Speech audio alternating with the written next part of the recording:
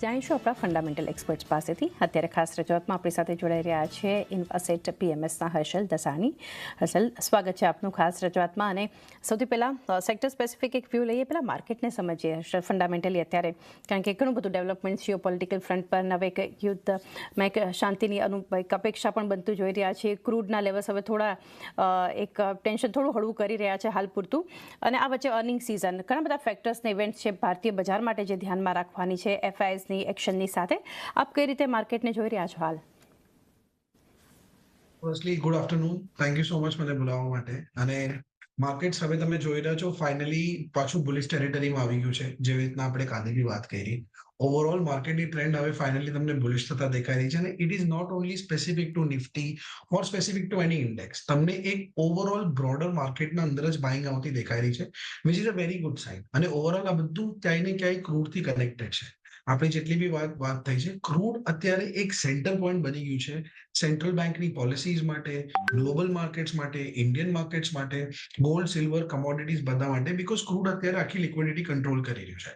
Overall જ્યારે બી તમે આખા દુનિયાના અંદર ક્યાંય બી અત્યારે વોરના અંદર પીસના તરફ જતા જોશો, તમને ક્રૂડના અંદર એક સ્પાઇક ડાઉન થતું દેખાશે. અને ઓવરઓલ જ્યારે બી ક્રૂડ $100 નીચે જતું જશે, એમ તમને માર્કેટના અંદર એક સ્ટ્રોંગ બાઇંગ આવતી દેખાશે. અગર તમે ઇન્ડિયન માર્કેટ્સને સ્ટ્રક્ચરલી આજે સમજો કે આજે ઇન્ડિયન માર્કેટ્સ પોતાનું ઓલ ટાઈમ હાઈ કેમ નથી કાપી શક્યા, તો એનું એક જ કારણ છે.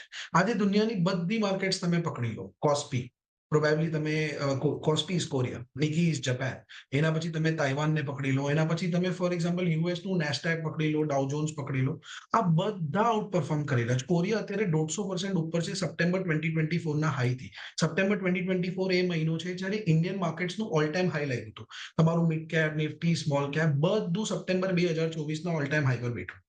ત્યારથી અત્યારે કોરિયાની માર્કેટ 150% ઉપર છે. જાપાન અત્યારે કમસે કમ 50% ઉપર છે, તાઇવાન 70% ઉપર છે, નેસ્ડેક 30% ઉપર છે. એનું એક જ કારણ છે કે અત્યારે જે સેક્ટર છે, જે બુલ રનના અંદર છે, એ છે એઆઈ અને સેમિકન્ડક્ટર. આખી દુનિયા પાસે, બધી કન્ટ્રીઝ પાસે, સાઉથ ઈસ્ટ એશિયન લઈ લો, યુએસએ લઈ લો, બધા પાસે એ સેક્ટર અવેલેબલ છે. અને એ સેક્ટરના કારણે એ લોકોના ઇન્ડેક્સીસ બધા ઓલ ટાઈમ હાઈના 50% ઉપર ચાલી રહ્યા છે. અને ઓન ધ કોન્ટ્રરી, અગર તમે ઇન્ડિયન માર્કેટ્સને જોશો તો ઇન્ડિયન માર્કેટ્સમાં જે એઆઈ અને સેમિકન્ડક્ટરનું closest thing which is near to that is Indian IT. અને ઇન્ડિયન આઈટી એ એઆઈના તરફ પાઇવટ નથી લીધું, જેના પર આપણે આગળ વાત કરશું ઓવરઓલ. બટ અત્યારે જે સેક્ટર દુનિયાની માર્કેટોને 40% ઉપર લઈ જઈ રહ્યું છે, એ જ સેક્ટર આપણી માર્કેટમાં 40% નીચે છે અત્યારે. ટીસીએસ, ઇન્ફોસિસ, એચસીએલ, ટેક મહિન્દ્રા, તમે કોઈ બી ચાર્ટ ખોલીને જોશો, કોઈ બી સ્ટ્રક્ચર ખોલીને જોશો, બધા 40% અત્યારે પોતાના ઓલ ટાઈમ હાઈથી નીચે છે. અને that is the reason Y Indian markets બીજી ગ્લોબલ માર્કેટ સાથે કેચઅપ નથી કરી શકી રહ્યા. તો ઓવરઓલ મને લાગે છે કે ઇન્ડિયન માર્કેટ્સ બી એક ગ્રાન્ડ સ્લેમ રનમાં હોત અગર આ બધા સેક્ટર્સના અંદર તમને એક થોડુંક મુવમેન્ટ આવતી દેખાત, આ બધા સ્ટોક્સના અંદર તમને થોડુંક એઆઈ નું પાઇવટ દેખાત. પણ અત્યારે બીકોઝ એ નથી, તો આપણી માર્કેટ ડ્રેગ ડાઉન થઈ રહી છે. તો ઓવરઓલ ઇન્ડિયન માર્કેટ્સના ઉપર મારો વ્યૂ બુલિશ છે માર્કેટમાં સેલિંગ પર there are lot of pockets જેના અંદર બાઇંગ થઈ રહી છે. અગર તમે સ્ટ્રક્ચરલી જોશો તો ઓટો અત્યારે ઓલ ટાઈમ હાઈ પર બેઠું છે. પ્રોબેબલી તમે તમારું મેટલ્સ જોશો, તમારું પાવર સેક્ટર જોશો, power sector is roaring right now, metals are roaring right now. તો ઓવરઓલ માર્કેટના અંદર બાઇંગ છે, પણ તમને બહુ સિલેક્ટિવ રહેવું પડશે. તમે અગર એ બધા સેક્ટર્સના અંદર ફસાઈ ગયા જેના અંદર ઓવરઓલ ડાઉન ટ્રેન્ડ છે, not sentimental but overall fundamental અને સ્ટ્રક્ચરલ ડાઉન ટ્રેન્ડ છે, તો તમારો પોર્ટફોલિયો આઉટ પરફોર્મ નહીં કરે. ચાલો આપની પાસેથી જાણીએ આઈટી સેક્ટરનો ટ્રેન્ડ અને ફંડામેન્ટલ જે લોંગ ટર્મ વ્યૂ આપના તરફથી કઈ રીતે રહેશે?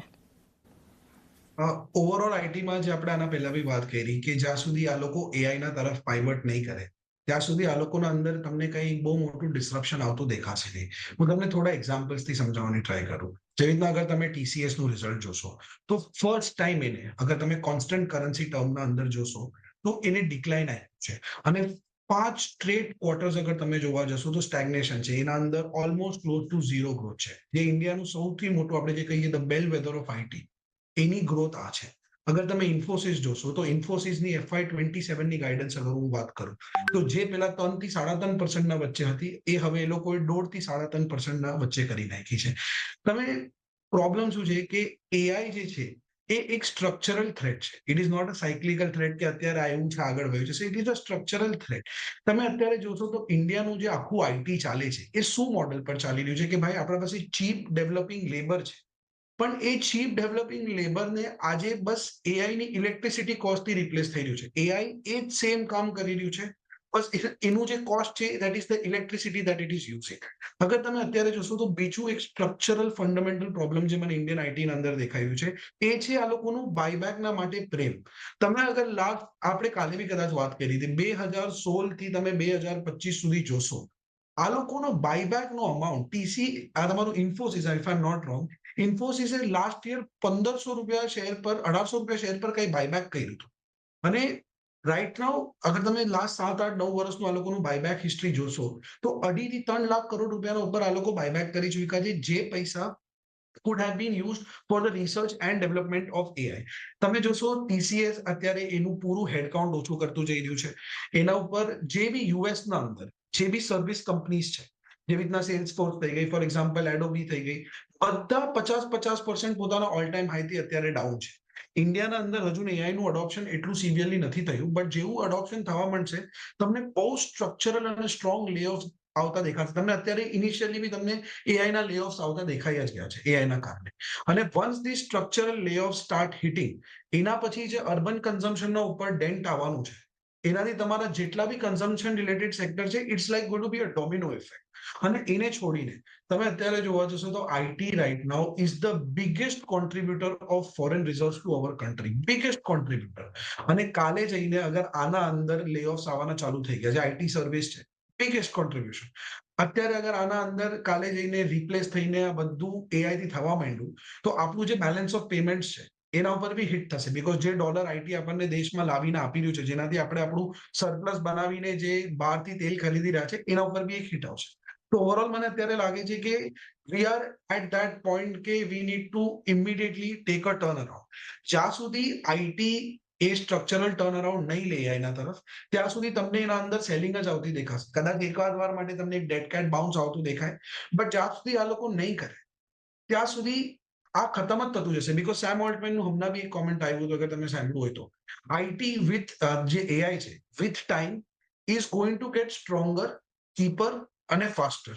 તો if this IT companies they don't move fast, તો પછી એઆઈ આખું ડિસ્રપ્શન લીડ કરીને આ લોકોને ખતમ કરી નાખશે. હવે હર્ષલ, આપની સાથે શરૂઆત કરીએ. આ સેક્ટરનો ટ્રેન્ડ, ફંડામેન્ટલ્સ ઓટો માટે કઈ રીતે આપ જોઈ રહ્યા છો હર્ષલ?